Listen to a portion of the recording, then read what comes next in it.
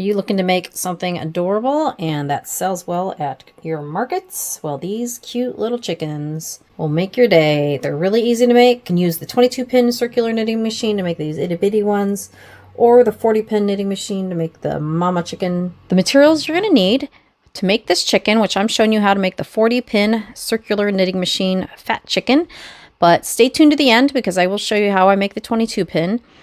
What you'll need is safety eyes. I'm using 12mm safety eyes, a little bit of yellow yarn for the beak, a little bit of red yarn for the crown, and then 2 balls of scrap yarn or waste yarn, a 4.5mm hook, a darning needle. I use my favorite scissors, which are Fiskars scissors, excellent brand and quality. Your main color yarn, I'm particularly using Aspen Print for this chicken here. And then, of course, your 40-pin circular knitting machine. I have the Sentro. I also have the Quick Knits Loops and Threads by Michaels, but I'm using the Sentro today.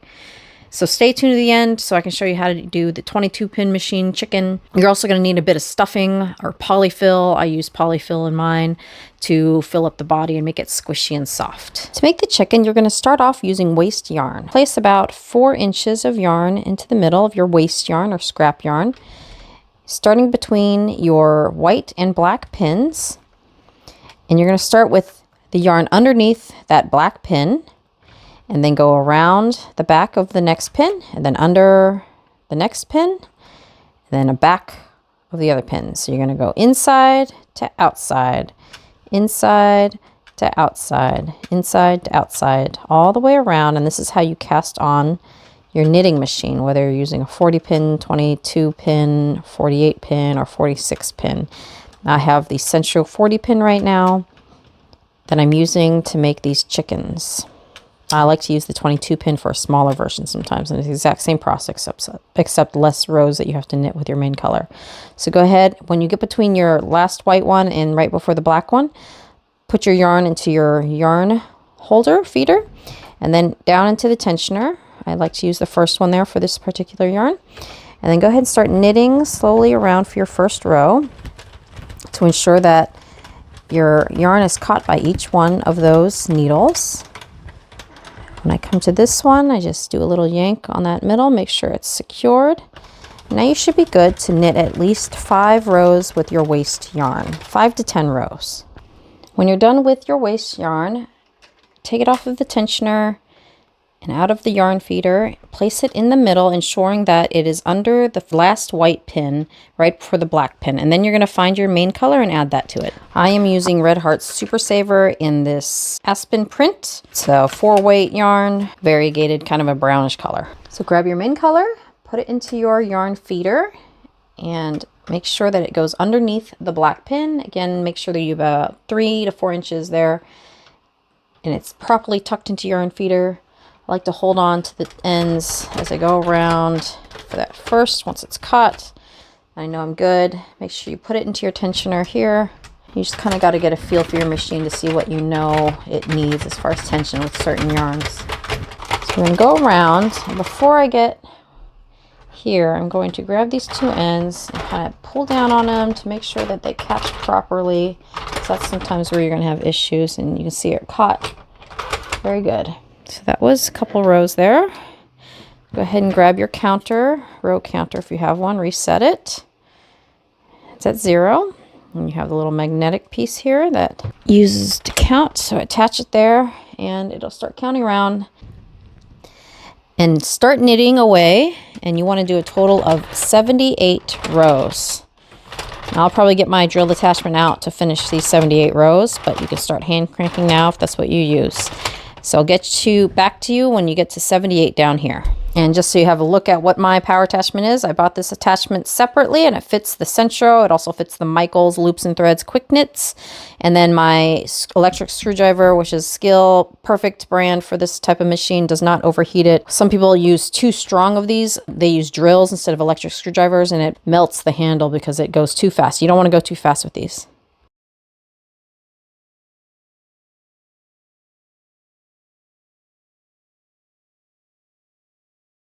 When it starts getting so long that it starts hitting the bottom, just curl it up in the middle here. You can roll it up like this if you'd like, or however you want to do it, like a donut, just to get it off the bottom so that there still remains tension on the needles. So I'm on 77 and I'm right before 78, which is the black pin there. So right before you go into the black pin, you want to go ahead and cut your yarn. I just leave about 4 inches or so. Take your additional scrap yarn ball, place the main color yarn into the middle of your machine, making sure that is under the last white pin. Go ahead and feed the yarn feeder with your scrap yarn.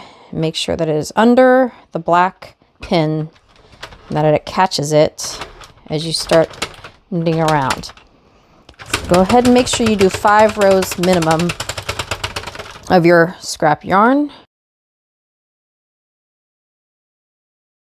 Once you've gotten enough rows of waste yarn, again, same thing, make sure it's under the white pin, right before the black pin, although that's not as important. And now you're going to crank around 2 full rotations to take your project off of your machine.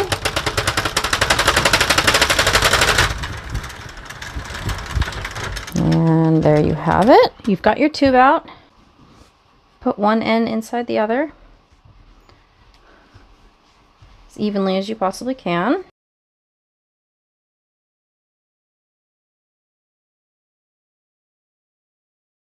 Find the 2 ends of your tubes.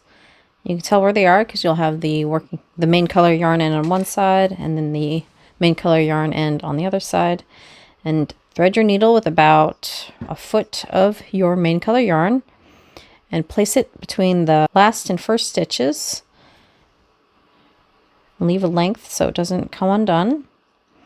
And then starting on the other side, from the outside in, you'll grab those next 2 stitches and then grab your next 2 stitches.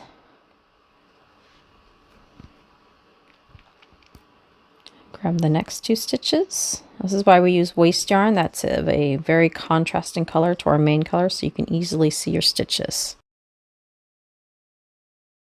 I like to do it this way to make sure my main color yarn is very evenly, that the tension is very even on it. Now you could do this where you don't add waste yarn at all, and you just cast on and cast off with your main color yarn. And then at the end, you would simply, like a drawstring, pull the yarn ends, and then you'd be able to tighten the ends. Of course, casting on and casting off is a little different because you'd have to pick up each stitch with your needle off the machine to cast off. But there's 2 ways you can do it, and this is just the way I'm doing it. Whatever you like. I'm doing this one with waste yarn, and then I basically pick up each stitch with my needle and yarn, or you could cast off using your needle and yarn and main color and not have to use waste yarn at all. I think it's faster and easier to use the waste yarn and neater looking, more importantly. I think the stitches are a little more even.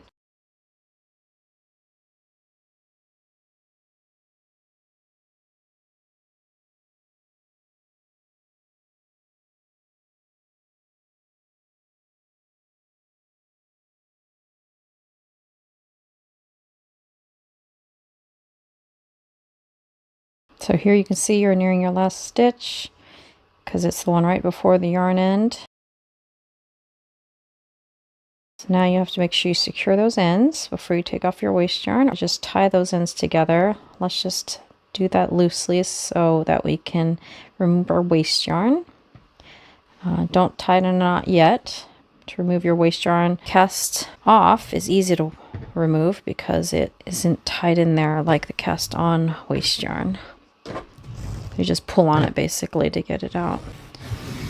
Okay, that's done. For the cast on, you just simply find the yarn end and start taking it off the top loops.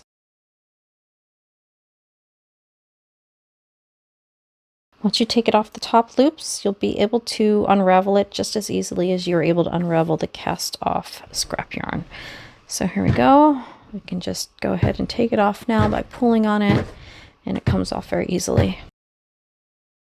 So I just grabbed where I started and pulled on it tight. And you can see it just cinches up the ends there. And so just continue doing that till it's nice and neat, and you want to make sure you tie off all the ends. After you've cinched it, you may have a bit of a hole, and all I'll do is thread my yarn through my needle and go across to secure that hole tighter.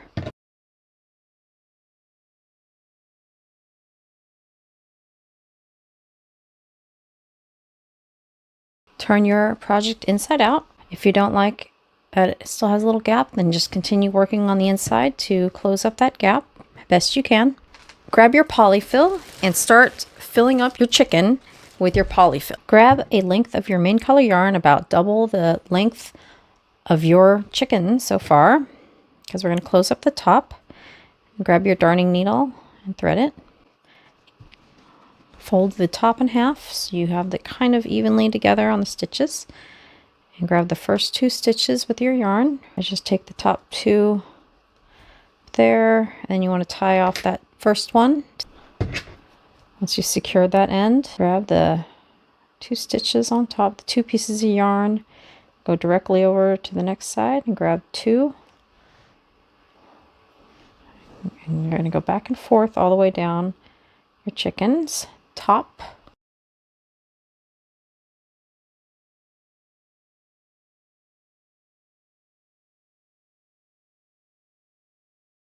Continue this all the way down.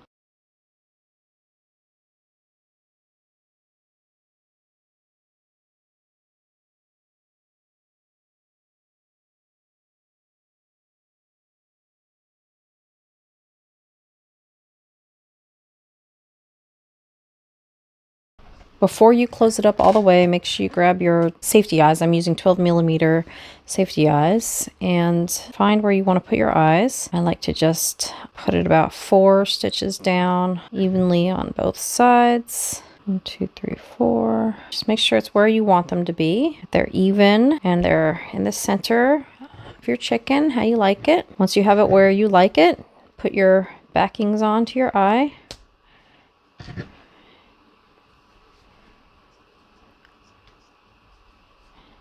And then grab some yellow yarn or orange so you can do the mouth. Just get it maybe 18 inches worth of yarn. You don't need too much for your beak. And you're going to go ahead and add the beak. I like to start from the inside so that I can hide my yarn ends on the inside. And make your beak as even as possible. Let's see here, that's pretty even. And I like that, so you'll continue with another layer. I like to do 2 total strands for your beak. And once you have it where you like it, you can tie it on the inside and fasten off. And I basically just do a knot.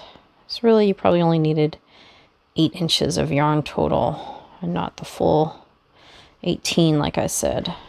There you have it. I'm just going to shove the extra inside because I don't need it. And then you're going to continue closing up and continue working. After this, we'll work on the comb. So grab your red yarn as well when you're done sewing up the top here of your chicken.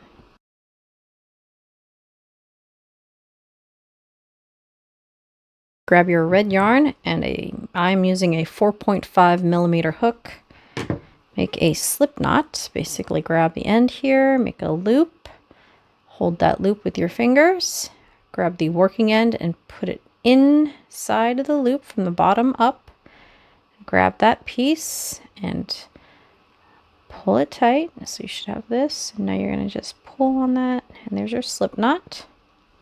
Put your hook inside of that hole and on the working end, pull down to close up that slip knot a bit. The crown here of the chicken, we're going to do, starting with this, we're going to do a single crochet, half double crochet, half double crochet, single crochet. And we're going to turn and do another round with some increases and then turn and do one more round. So it's only 3 rounds for the top of the head. And you'll insert your hook into the first 2 stitches that you ended with. And it's going to get a little tight in there, so you just kind of fit it in how best you can. Grab the yarn and pull it through that same place you just put your hook into. Once you have it through, continue pulling it through the loop that's on your hook, like so. Chain 1 by yarning over and pulling that yarn through the loop on your hook.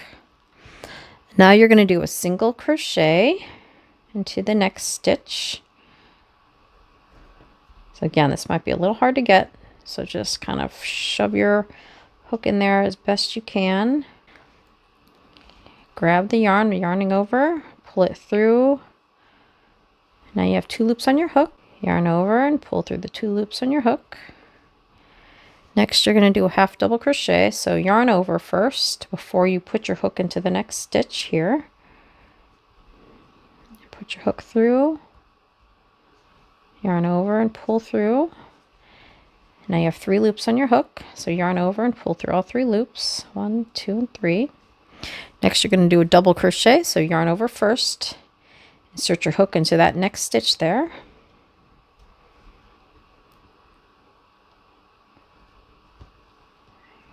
Once it's through, yarn over, pull the yarn through, or you just put your hook. You have 3 loops, and now you're going to yarn over, pull through the first 2 loops only. You have 2 remaining on your hook, so yarn over again and pull through the last 2 loops on your hook, and that's your double crochet.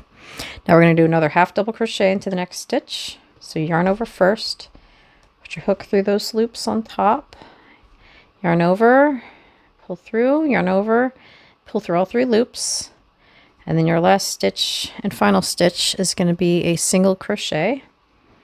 So go through the stitches on top of your chicken, yarn over and pull through. You have 2 loops on your hook, yarn over, pull through those 2 loops. Now turn your chicken so that its eyes are facing the opposite way now. Chain 1. And then we're going to do a single crochet into that next stitch. Single crochet. 2 single crochets into that first stitch. So do another single crochet into that same stitch. So that's your increase, single crochet increase. And now into this next stitch, you're going to do a half double crochet increase. So you're going to put your hook into that stitch there, pull through and do your half double crochet, and do it again. 2 half double crochets into that second stitch there. And then into this middle or the third stitch, you're going to do 2 double crochets. So you yarn over first, pull through, yarn over and pull through 2, and then pull through the next 2. And then we're going to do 1 more into that same stitch right here. Yarn over and pull through 2, and the next 2. Into this next stitch here, that's the half double crochet from your first row. So you're going to do 2 half double crochets into this stitch. There's 1 and 2. And then the next one is your single crochet. So you'll do 2 single crochets into there. 1. You start with a slip stitch, so you'll go through. It'll be a tight, and then do another slip stitch there. That completes it. So you're going to yarn over and pull through and fasten off, which is what we're doing here. And just cut off that piece. Pull the yarn, working yarn end off, and now you have your little rooster's crown. Weave in this end. I'm going to pull it down through here, and I'm actually going to tie it to this other yarn end that we left behind to secure it.